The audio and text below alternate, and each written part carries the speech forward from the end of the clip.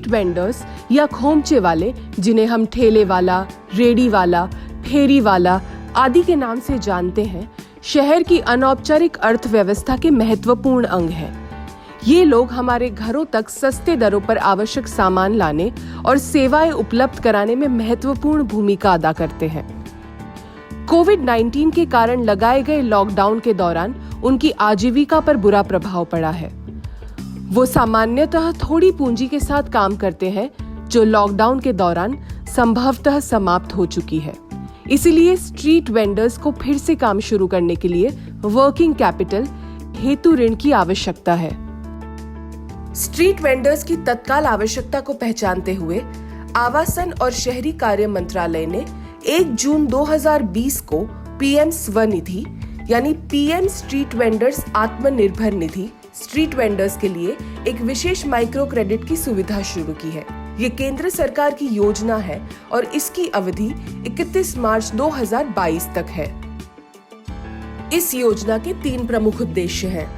पहला उद्देश्य 1 वर्ष की अवधि के लिए 10,000 रुपए तक की राशि का ऋण प्रदान करना है। दूसरा, वेंडर्स को नियमित अदायगी के लिए प्रोत्साहित करना है। और तीसरा, कैशबैक के माध्यम से डिजिटल लेन देन को पुरस्कृत कर प्रोत्साहित करना है।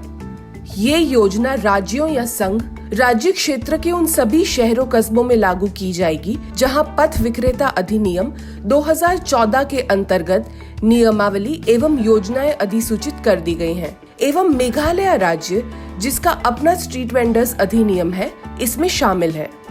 पीएम स्वनिधि के अंतर्गत ऋण लेने पर किसी सिक्योरिटी या जमानत की आवश्यकता नहीं है।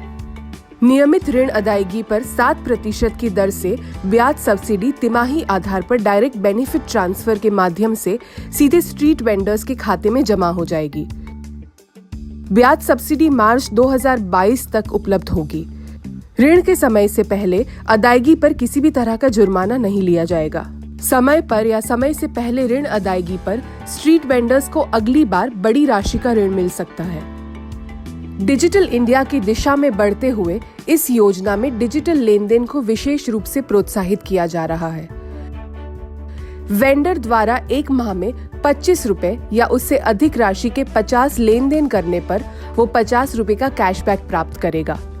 उसी माह में अगली 50 लेन देन करने के लिए उसे 25 रुपए का अतिरिक्त कैशबैक दिया जाएगा।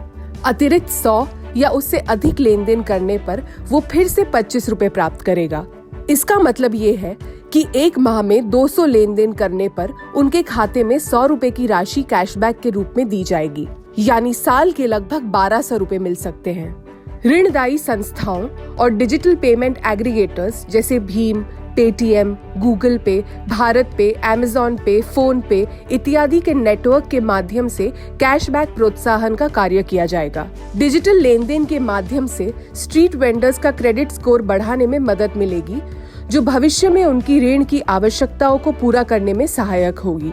स्ट्रीट वेंडर्स को ऋण देने के लिए ऋणदाता संस्थाओं को प्रोत्साहित करने के उद्देश्य से योजना में पोर्टफोलियो के आधार पर संचालित ग्रेडेड गारंटी कवर की व्यवस्था की गई है। सूक्ष्म एवं लघु उद्यम क्रेडिट गारंटी फंड ट्रस्ट के माध्यम से इसका संचालन किया जाएगा। इस योजना में ऋण पोर्टफोलियो के 5% तक के लिए पहले डिफॉल्ट के लिए 100% कवर की व्यवस्था की गई है। दूसरी बार 5% से अधिक और 15% तक के नुकसान का 75% भी कवर किया जाएगा। अधिकतम गारंटी कवर वार्षिक पोर्टफोलियो का 15% होगा। इसके लिए ऋणदाता संस्थाएं तिमाही आधार पर अपने दावे प्रस्तुत कर सकती है। इस योजना का कार्यान्वयन मंत्रालय द्वारा विकसित मोबाइल ऐप और इंटीग्रेटेड आईटी प्लेटफॉर्म के माध्यम से किया जाएगा। ये प्लेटफॉर्म राज्यों और संघ राज्य क्षेत्रों के स्ट्रीट वेंडर्स के डेटाबेस, बिजनेस कॉरेस्पॉन्डेंट, कॉन्स्टिट्यूएंट्स, ऋणदाता संस्थाओं के एजेंट्स, डिजिटल पेमेंट एग्रीगेटर्स, पैसा पोर्टल और सिडबी द्वारा संचालित उद्यमी मित्र पोर्टल को एक साथ जोड़ता है। अब इस बात को समझते हैं कि इस योजना के लाभार्थियों की पात्रता क्या है। 24 मार्च 2020 तक या इससे पहले शहरों में वेंडिंग करने वाले वेंडर्स इस योजना का लाभ ले सकते हैं। इसमें आसपास के गांव से शहर में आकर वेंडिंग करने वाले वेंडर्स भी शामिल हैं। ये योजना सभी लाभार्थी स्ट्रीट वेंडर्स को 4 श्रेणियों में कवर करती है। पहला, शहरी स्थानीय निकायों द्वारा स्ट्रीट वेंडर्स अधिनियम 2014 के अंतर्गत जिन स्ट्रीट वेंडर्स को सर्टिफिकेट ऑफ वेंडिंग या पहचान पत्र जारी किया गया है। दूसरा, ऐसे स्ट्रीट वेंडर्स जो सर्वे में हैं परंतु जिन्हें सर्टिफिकेट ऑफ वेंडिंग या पहचान पत्र अभी जारी नहीं किया गया। ऐसे विक्रेता आईटी आधारित प्लेटफॉर्म के माध्यम से प्रोविजनल सर्टिफिकेट ऑफ वेंडिंग प्राप्त कर स्कीम का लाभ उठा सकते हैं। म्यूनिसिपैलिटी को इस बात के लिए प्रोत्साहित किया जा रहा है कि वो जल्द से जल्द 1 माह की अवधि के अंदर उन्हें रेगुलर सर्टिफिकेट ऑफ वेंडिंग और पहचान पत्र जारी कर दें। तीसरी श्रेणी में ऐसे स्ट्रीट वेंडर्स आते हैं जो या तो शहरी स्थानीय नगर निकायों द्वारा किए गए सर्वे में छूट गए हैं या फिर उन्होंने सर्वे पूरा होने के पश्चात वेंडिंग शुरू की हो। और चौथी श्रेणी में ऐसे पथ विक्रेता आते हैं जो आसपास के ग्रामीण क्षेत्रों से आकर शहरों में वेंडिंग का काम करते हैं। तीसरी और चौथी श्रेणी के अंतर्गत शामिल किए गए वेंडर्स को स्थानीय नगर निकाय यानी टाउन वेंडिंग कमेटी द्वारा लेटर ऑफ रिकमेंडेशन दिया जाएगा। लेटर ऑफ रिकमेंडेशन निम्नलिखित दस्तावेजों के आधार पर जारी किया जा सकता है। कोविड-19 लॉकडाउन की अवधि के दौरान अगर किसी राज्य या संघ राज्य क्षेत्रों द्वारा कोई सहायता राशि प्रदान की गई हो तो उसका प्रमाण। 2, जिसका लोन एप्लीकेशन बैंक या MFI ने PM स्वनिधि पोर्टल पर रेकमेंड करके भेजा गया हो। 3, यदि उसके पास किसी वेंडर एसोसिएशन जैसे नासवी या नेशनल हॉकर्स फेडरेशन या सेवा आदि की सदस्यता का प्रमाण हो। 4, वेंडिंग के दावे का समर्थन में कोई चालान, पर्ची, अन्य दस्तावेज इत्यादि। 5, वेंडर सादे कागज पर एप्लीकेशन भी दे सकता है जिस पर ULB स्वयं सहायता समूह और सामुदायिक संस्थाओं की मदद से लोकल इंक्वायरी करवाकर उसकी सही पाने पर लेटर ऑफ रिकमेंडेशन जारी कर सकती है। अब हम समझते हैं कि वेंडर्स ऋण कैसे प्राप्त कर सकते हैं। प्रधानमंत्री स्वनिधि के तहत ऋण प्रदान करने के लिए विभिन्न प्रकार के ऋणदाताओं को नामांकित किया गया है। इसमें scheduled commercial banks, regional rural banks, small finance banks, cooperative banks, non banking finance companies, micro finance institutions और SHG बैंक शामिल हैं। ऋणदायी संस्थाएं स्कीम को अधिक से अधिक लाभार्थियों तक पहुंचाने के लिए बिजनेस कॉरेस्पॉन्डेंट्स, कॉन्स्टिट्यूएंट्स या एजेंटों आदि फील्ड फंक्शनरीज को शामिल करेंगी। उन राज्यों में जहां MFI सक्रिय नहीं है, वहां स्ट्रीट वेंडर्स के ऋण आवेदन एकत्रित करने और उनकी प्रक्रिया में उनकी सहायता के लिए SHG और उनके संघों के मजबूत नेटवर्क का उपयोग किया जा सकता है। ऐसे राज्य SHG के लिए एक उपयुक्त प्रोत्साहन प्रक्रिया तैयार कर सकते हैं। विभिन्न ऋण प्रदाता संस्थाओं के ब्याज दर अलग अलग हो सकते हैं। Scheduled commercial banks, RRBs, SFBs, cooperative banks की ब्याज दरें उनकी प्रचलित दरों के आधार पर होगी। NBFC, NBFC MFI आदि के मामले में ब्याज दर RBI के दिशा निर्देशों के अनुसार होगी। गैर NBFC MFI जो RBI दिशा निर्देशों में शामिल ना हो, उस स्थिति में स्कीम के तहत ब्याज दरें NBFC MFI के लिए मौजूदा RBI दिशा निर्देशों के अनुसार लागू होंगी। समय से भुगतान और डिजिटल लेन-देन के फायदे को आसानी से इस तरह से समझा जा सकता है।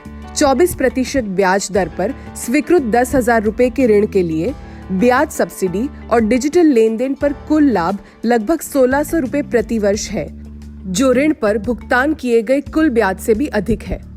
अतः हम ये कह सकते हैं कि 24% की दर पर स्वीकृत लोन पर भी अगर वेंडर समय से नियमित भुगतान करता है तो उसके लिए लोन इंटरेस्ट फ्री हो जाएगा।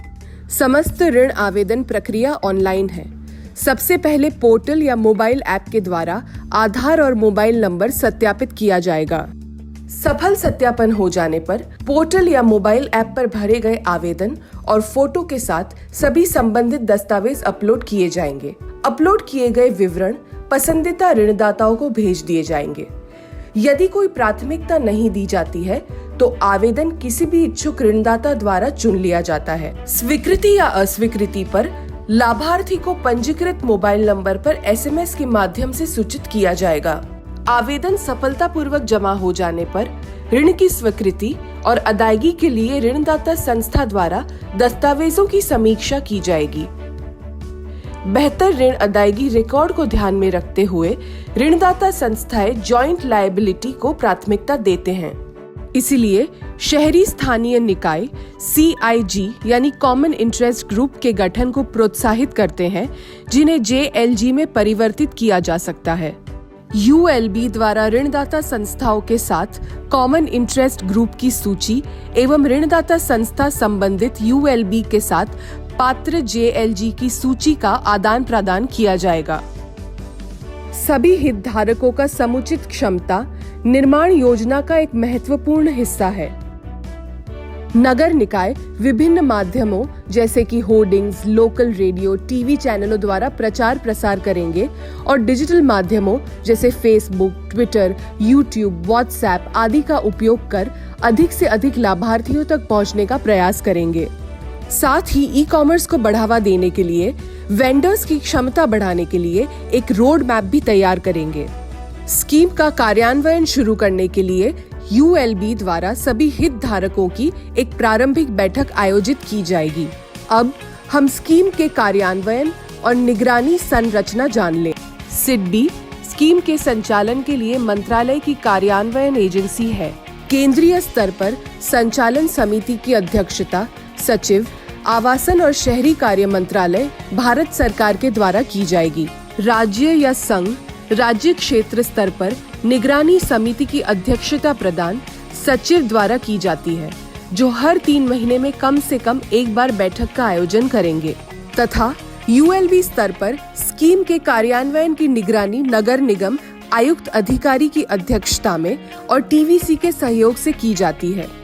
ये एक समयबद्ध स्कीम है, अतः हम सभी को मिलकर स्ट्रीट वेंडर्स को आत्मनिर्भर बनाने की दिशा में काम करने की आवश्यकता है। इस स्कीम के बारे में और अधिक जानकारी के लिए कृपया www.pmswanidhi.moHUA.gov.in को देखें।